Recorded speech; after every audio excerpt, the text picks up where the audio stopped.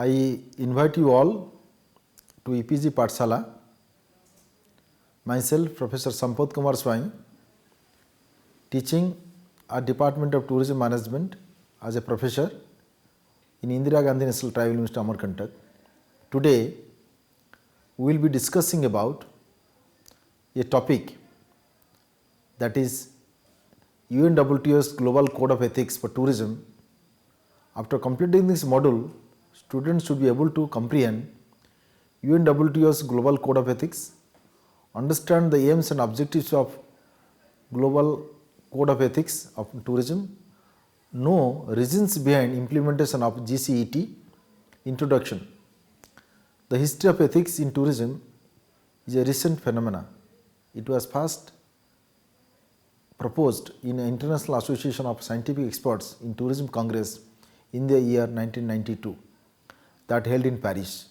It proposed the conception of a commission that deals with ethical problems in tourism. And in the year 1992, Rio Yacht Summit, Agenda 21, it called upon institutions to adopt codes of ethics in their organizational practices. The ethics is very root cause of good and bad associations between host and guest. The ethics of tourism issues tied to human rights, environmental justice, equity and virtue of ethics. It encourages greater transparency in work that pays close attention to the ethical issue in gathering data and conducting research.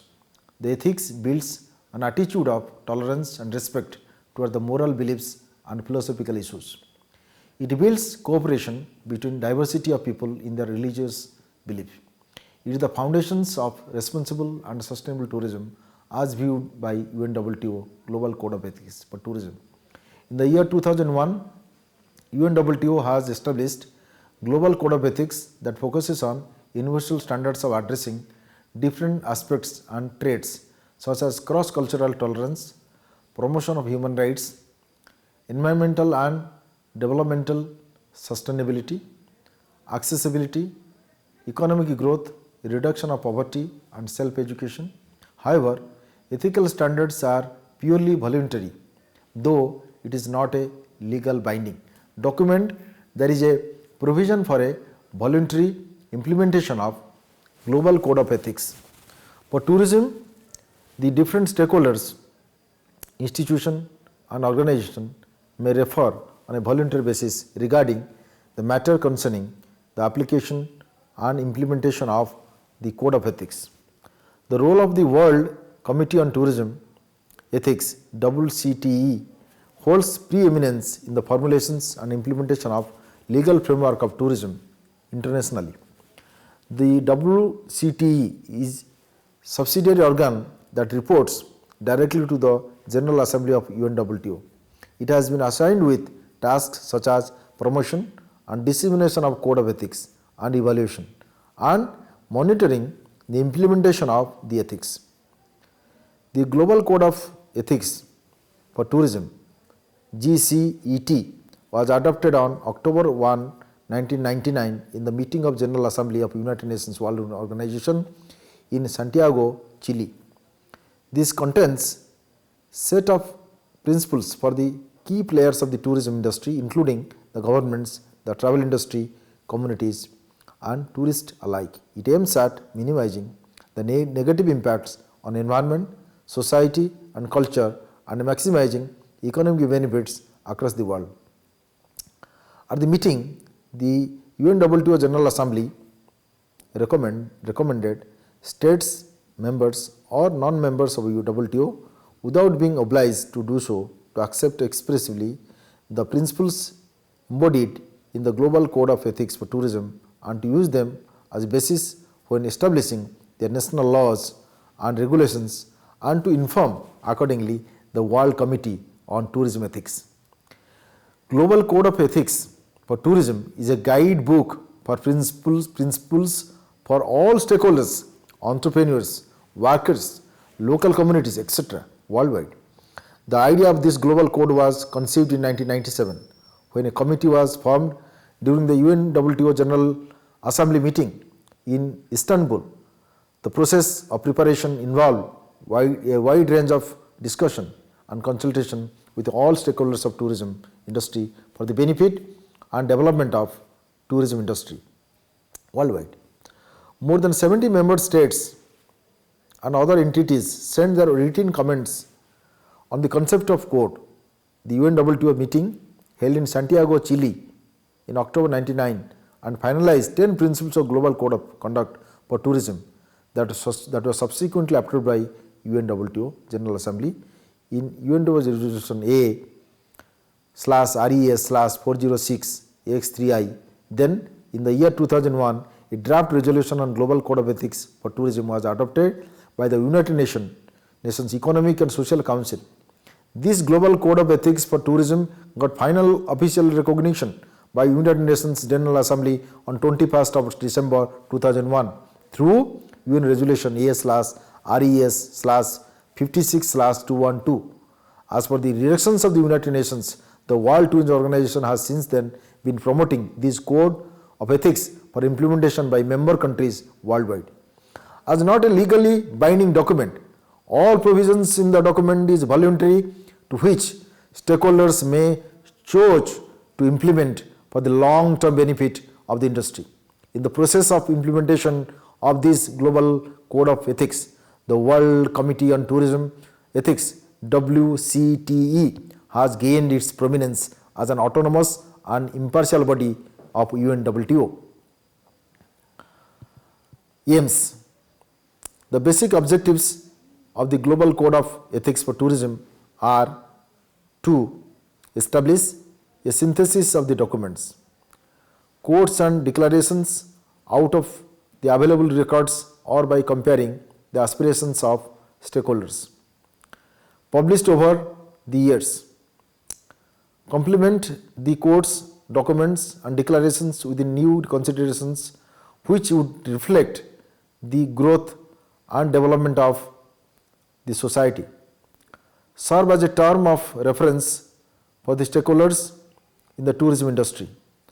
World Committee on Tourism Ethics (WCTE) established in the year 2004. World Committee on Tourism Ethics is an independent and impartial body of UNWTO. It directly reports to the General Assembly of UNWTO. As a subsidiary organ, the members of the World Committee on Tourism Ethics are selected on their personal capacities rather than as official or representatives of governments of member countries. The committee is responsible for interpreting, applying and evaluating the provisions of the Global Code of Ethics for tourism in promotion of sustainable and responsible tourism. The mandate of this committee rests with task of promotion and dissemination of Code of Ethics, evaluation and monitoring the implementation of the ethics. Global Code for Ethics for Tourism (GCET). Global Code of Ethics for Tourism contains 10 articles in which there are 9 principles, and the 10th article is the summary of all other focused on the implementation part. These articles are further divided into subsections with laws and regulations and recommendations mentioned for various stakeholders of tourism.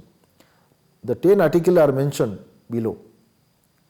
Tourism's contribution to mutual understanding and respect between peoples, societies, tourism as a vehicle for individual and collective fulfillment, tourism as a factor of sustainable development, tourism a user of the cultural heritage of mankind and a contributor to its enhancement, tourism a beneficial activity for host countries and communities, obligations of stakeholders in tourism development, a right to tourism, liberty to tourist movements, rights of the workers and entrepreneurs in the tourism industry, implementation of the principles of the Global Code of Ethics and for tourism. Article 1. Contribution of tourism to mutual understanding and respect between peoples and society. The article observes tourism sector is well known for developing goodwill and harmony among regions and countries. People's motives to travel to a place can be judged over the selection of place or a destination. While traveling, tourists or visitors come across different societies and traditions. They experience different culture and practices. Therefore, they must maintain the dignity of other culture and must have a sense of respect for them. The tradition and culture of minorities and indigenous people must be observed. Tourist activities must be done in sync with the traditions and culture of the host community. On the other hand, the host community must have respect for the tourist and they must supply them with all important information. They must not misguide or misbehave with them. The host community must provide a warm welcome and hospitality to the tourist. Government or the concerned authorities must ensure the safety and security of the tourist. They must provide protection from illegal activities such as communal riots, war, kidnapping, murder, rape, snatching of goods, theft, etc. Nonetheless, the natural and cultural heritage must be preserved and conservation and preservation laws must be implemented. No criminal act should be allowed. Misconduct with tourists must not be allowed. However, tourists must keep themselves away from any criminal activity. They must not indulge in any offensive act like smuggling, trafficking of valuable species, etc. Tourists must collect enough of information of rules and regulations, travel formalities and health information before the departure from their respective countries of residence. Article 2. Tourism as a vehicle for individual and collective fulfillment. In any tourist destination, whatever tourist activities take place, that must be linked with rest and relaxation. It should provide learning about different culture of different people or society and of different region. There should not be any discrimination between men and women in any form. Equality must be maintained. Cooperation of all states is mandatory in promoting human rights and it should be meant for all classes of people without any discrimination. Exploitation in any form must not be accepted and in any case any such thing. States should deal with it, educating people about touristic activities and benefits of tourism like social and cultural benefits. Economic benefits is also very necessary. On the other hand, tourists must be told about the risk. Article 3. Tourism as a factor of sustainable development. Article 3 enshrines about development that one thing always strikes our mind, whether it is sustainable or not. Sustainability must be maintained in all forms, be it environment or cultural or social or economic. Sustainability. Tourism development must safeguard natural environments for present as well as future growth. Ecotourism should be promoted and natural heritage preservation should be given top priority. Priority should also be given to conserve energy at all levels such as local, regional and national level. Destination carrying capacity should be maintained. While conducting any tour or tourist activity, the infrastructural development in the name of tourism activities must be limited in order to protect natural heritage. Article 4. Tourism as a user of the cultural heritage of mankind and its contributor to its enhancement. Article 4 briefs the following ethics in its subsections. The local community plays a greater role in protecting and enhancing cultural heritage. Tourism uses the cultural heritage of the local community as a product. Thus, the local communities should have rights and obligations on the cultural heritage. They should protect the local culture, maintain its authenticity and pass this on to the future generation. Government must make policies and activities for protection and they should also ensure that tourism should not affect any of the cultural heritage such as historical monuments or other structures. Revenue obtained from the visits to the heritage places should be utilized for the development and conservation of the heritage. Article 5. Tourism as a beneficial activity for host countries and communities. Article 5 comprehends the benefits of tourism to the host countries and communicates tourism is a beneficial activity that brings prosperity in the society and local communities.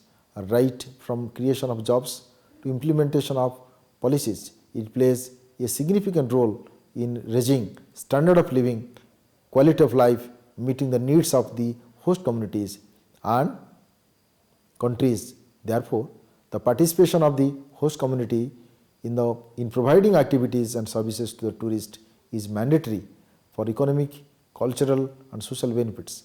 While framing policies, government or the concerned authorities must consider the local people and their social and economic growth. Economic growth is found less in coastal and hilly areas, so that such regions must be given special attention because such places lag behind in development than the other accessible places. On regular interval studies on impact should be done by the authorities or its professionals, keeping in view the objectives. Suitable corrections and change in the policies need to be affected if negative impacts are noticed in the due course of development. Article 6. Obligations of stakeholders in tourism development. This article includes obligations of stakeholders to be followed in tourism industry. Stakeholders pay a great contribution to the tourism industry as they provide good ambience for tourists, quality of experience and supply tourists with valuable destination. Information stakeholders in tourism thus must provide accurate and genuine information about activities and services about a destination. The information related to nature, price, quality must be maintained clearly in the documents given to the tourists at the time of booking. Such information should not be exaggerated so that their committed services are not different from the services being offered. In case of service deficiency, providers should compensate the tourists against such deficiency in services. The services so offered must be in accordance with the national regulations. At the same time, they should show concern in cooperation with public authorities for safety and security, protection and food safety, etc.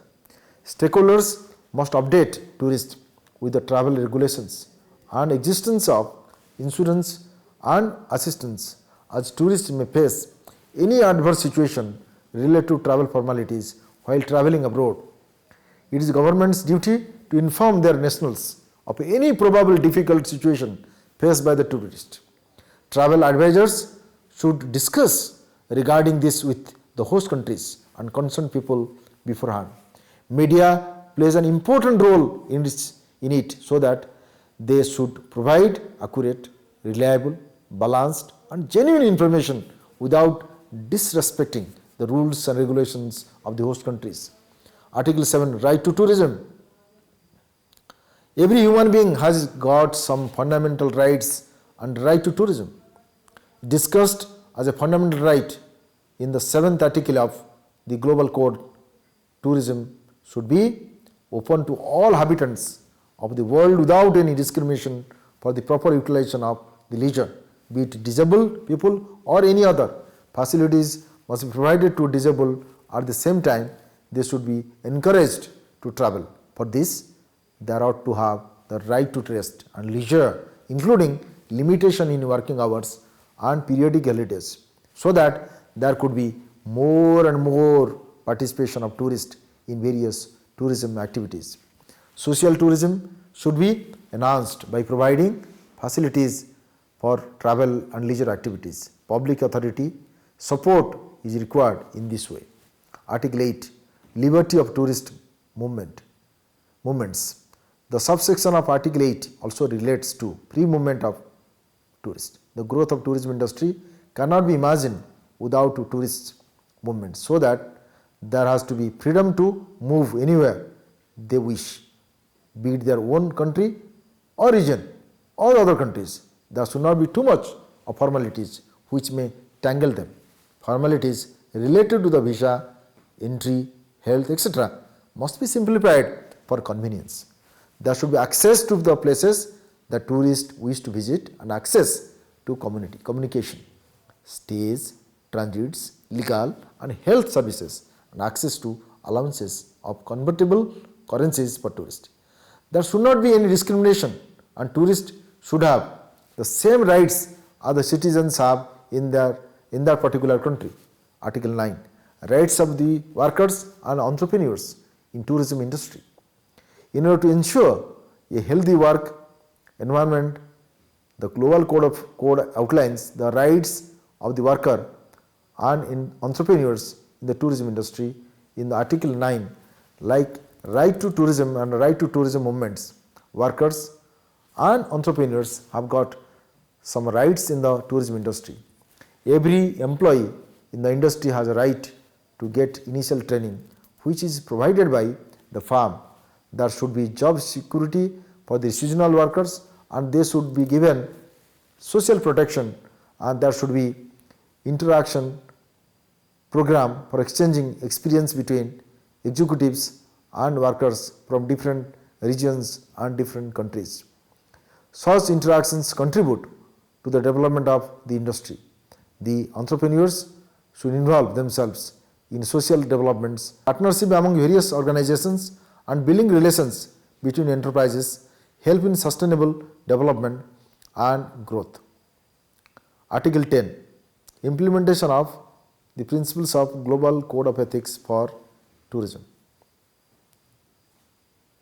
Article 10 is the summarization of all the other articles of the Code of Ethics. The stakeholders who implement the principles need to be propitiated. Stakeholders should show their intentions to refer the disputes concerning interpretation of Global Code of Ethics for tourism. The article emphasizes public and private stakeholders to cooperate and complement each other in the implementation of Code of Ethics. All players in tourism should respect, apart from the guidelines of international law, the role of international tourism organizations such as the UNWTO and other non-governmental tourism organizations in all aspects of tourism activities. All stakeholders should approach the World Committee on Tourism Ethics as an impartial third party to resolve and disputes amicably. Summary: Global Code of Ethics for tourism aims at minimizing the negative impacts on environment, society and culture and maximizing economic benefits. The Secretary General and legal advisors first consulted with UNWTO's Business Council, Regional Commissions and Executive Council, and after the consultation the draft document for Code of Ethics was prepared. Though it is not a legally binding document, a provision is made for a voluntary implementation of Global Code of Ethics for tourism. Stakeholders may refer on a voluntary basis matter concerning the implementation and application of the Code of Ethics. The role of the Global World Committee on Tourism Ethics, WCT, thus holds primacy in the formulation of legal framework of tourism internationally. The WCT reports directly to the General Assembly of UNWTO as a subsidiary organ of it. It has been assigned with a task such as promotion and dissemination of Code of Ethics and evaluation and monitoring the implementation of the ethics. The GCET contains 10 articles in total. The first 9 principles are summarized in 10th article, and all these articles have got some subsections in which different laws, regulations and recommendations are mentioned for conduct of stakeholders in the tourism industry. The adoption of GCET shows the development of international law in tourism and holds importance for formulation of national legal framework of tourism worldwide. Apart from providing guidance for the stakeholders of tourism industry, the Global Code of Ethics for tourism is not a binding on all the stakeholders. However, tourists, service providers, governments and all other stakeholders including communities must respect the global code of ethics.